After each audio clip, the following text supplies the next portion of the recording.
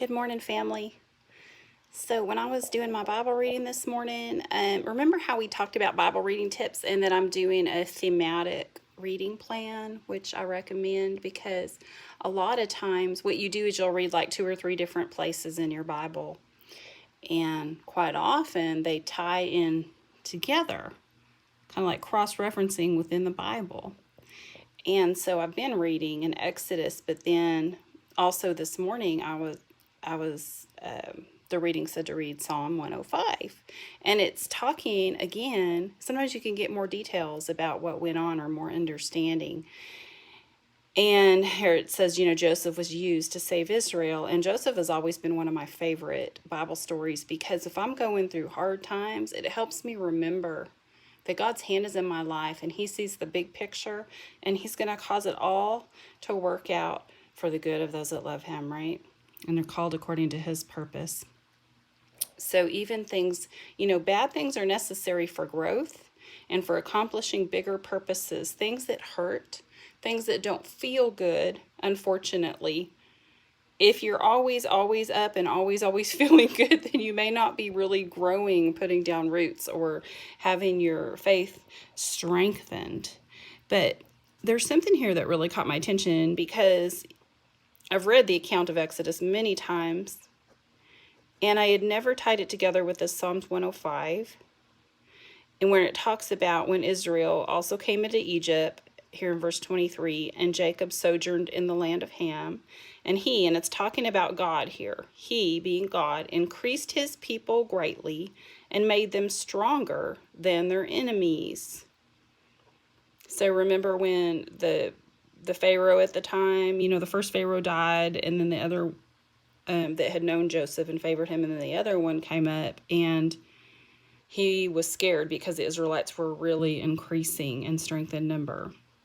And so he began to oppress them with slavery and by killing their male children. And every time I'd read that story, I would just cry. And I'm like, that's horrible. It's so evil. And it was. But look, in verse 25, God turned their heart, the Egyptians' hearts, to hate his people. He turned their hearts to hate God's people and to deal subtly with his servants. And we know by reading how they dealt subtly. I don't even know why they call it subtly, because they made them work very hard slave labor. They were trying to keep them from reproducing.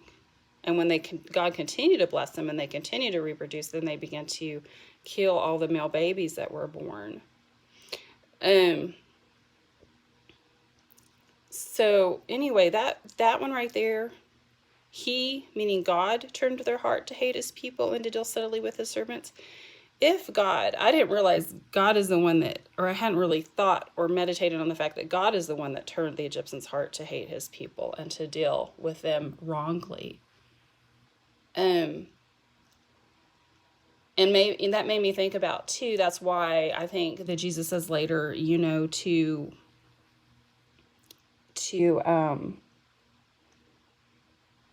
not rail against whatever leaders he puts in power, because even if they're bad or they don't seem good, nobody gets there without his approval. He uses even seemingly bad leaders that do evil things to bring about his larger purposes sometimes. I mean, we know the Antichrist has got to rule and reign during the tribulation. He's being used, even though it's a bad things that he does is going to bring about God's purposes in the end. So anyway, God is ultimately in control. Well, so he turned their heart, and I got to thinking about this.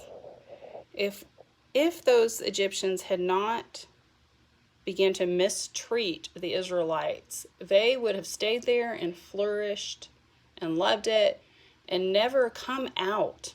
They would have never come out and been separate and come into the promised land, the promises that God had given to them.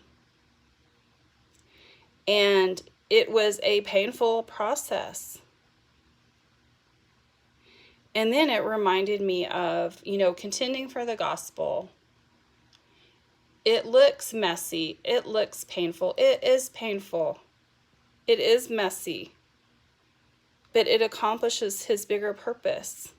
We come out from the world, or we come out from false religions. We contend for truth, and we're not going to be liked for it, and it's going to meet a lot of opposition, but it's going to bring about his higher purpose.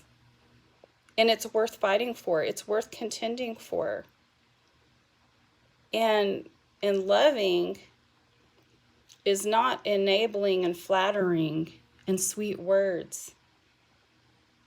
We speak the truth in love. It's real love when you care enough to save people and to get them set free from bondage.